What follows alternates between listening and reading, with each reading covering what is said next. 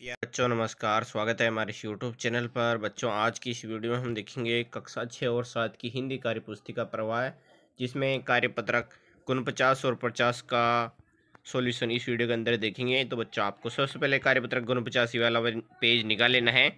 तो इसमें दे रखा है गद्यांश की निम्नलिखित गद्यांश को पढ़कर दिए गए प्रश्नों के उत्तर देना है।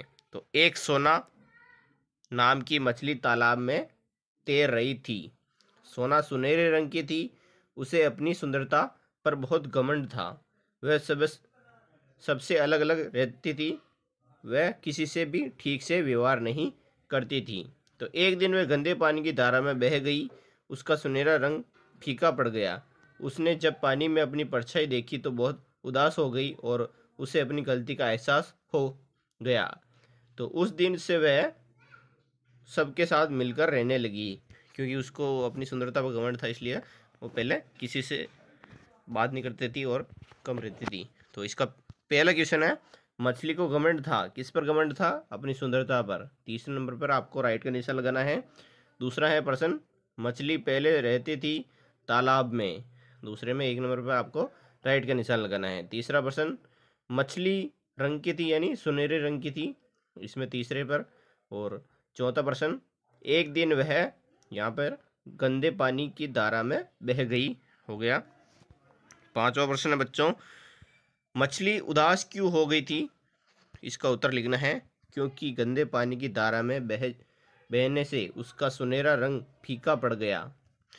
छठा प्रश्न है, यदि तुम सोना मछली की जगह होते तो सबके साथ कैसा व्यवहार करते?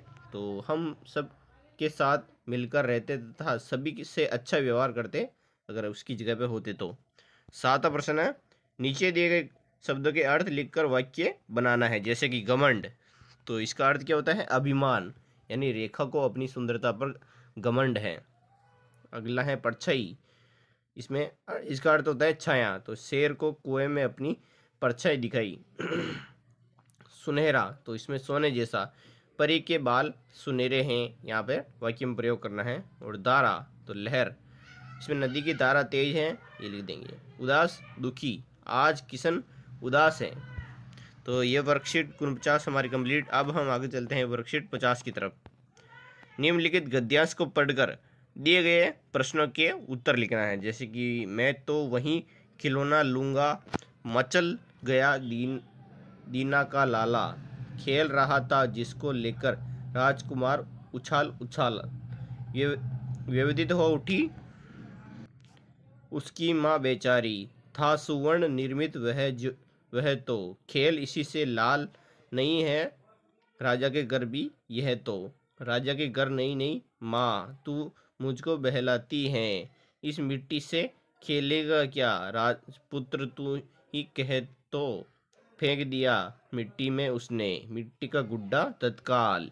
तो इनका क्वेश्चन है वो आपको करने हैं, जैसे कि देख सकते हैं कि खिलौने के लिए मचल गया। कौन मचल गया? दीना का लाला, यानी एक छोटा बच्चा है दीना का लाला, वो मचल गया था। दूसरा प्रश्न, राजा के घर में किस किस तरह का खिलौना नहीं है? तो राजा के घर में मिट्टी का खिलौना नहीं है, ये वाला लिख देंगे हम।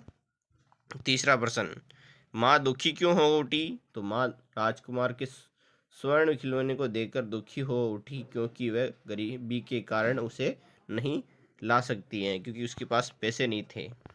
चौथा प्रश्न, राजपुत्र का अर्थ है राजा का पुत्र। इसी तरह पुत्र शब्द जोड़कर अपनी 3 शब्द और बनाइए, जैसे कि ब्राह्मण पुत्र, सुपुत्र, घनिष्ठ पुत्र। उसी तरह 5वां, उपयुक्त गद्यांश में से सर्वनाम शब्द छांट कर लिखना है, जैसे कि मैं, वही, जिसको, वह, ये, मुझको, तू, इसे, उसने।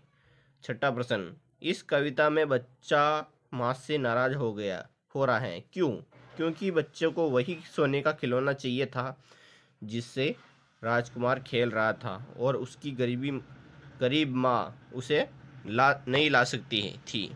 7वां प्रश्न, आपने भी कभी किसी वस्तु के लिए जिद की है, उसके बारे में लिखना है, जैसे कि हाँ, मैंने भी एक बार महंगी साइकिल के लिए जिद की थी।